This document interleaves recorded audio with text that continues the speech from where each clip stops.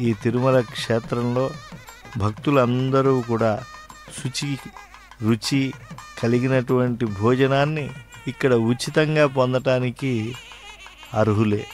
ఇందులో ఒకరికి ప్రధానమైనటువంటి వారికి అంతరించుకుని ఎంతోసేపు ఎదురు చూసి స్వామి సందర్శనం అయిన తరువాత ఆ స్వామి మహిమల్నే ఒకరికొకరు చెప్పుకుంటూ పరవశించి ఇసుక పాత్ర వలె ఎంతకీ తరగనటువంటి వారి అనుభూతులు పరస్పరం అందించుకుంటూ ఆ తర్వాత మాతృశ్రీ వేంగమాంబ అన్నదాన సత్రానికి వచ్చి ఈ అన్నప్రసాద కేంద్రంలో భోజనాన్ని స్వీకరించడం చేస్తూ ఉన్నప్పటికీ కూడా అక్కడ ఉపాహారం స్వీకరించిన లేదా ఆహారాన్ని స్వీకరించిన మనసులో శ్రీనివాసుని దివ్యమంగళ విగ్రహం దర్శించినటువంటి తన్మయత్వంతోనే పులకించిపోతూ ఉంటారు.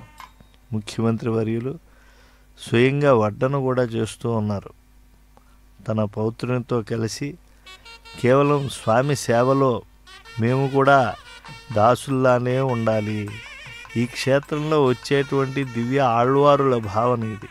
నజ్జన్మన ఫలమిదం మధుకైట భారే, నజ్జన్మన ఫలమిదం మధుకైట భారే, మత్ప్రార్థనీయమదనుగ్రహ ఏష ఏవ, త్వద్భృత్య భృత్య పరిచారక భృత్య భృత్య భృత్యస్య భృత్య ఇది మాం స్మర లోకనాథ అని చెప్పి స్వామి నీ దాసులకు ఉద్బోధ చేశారు.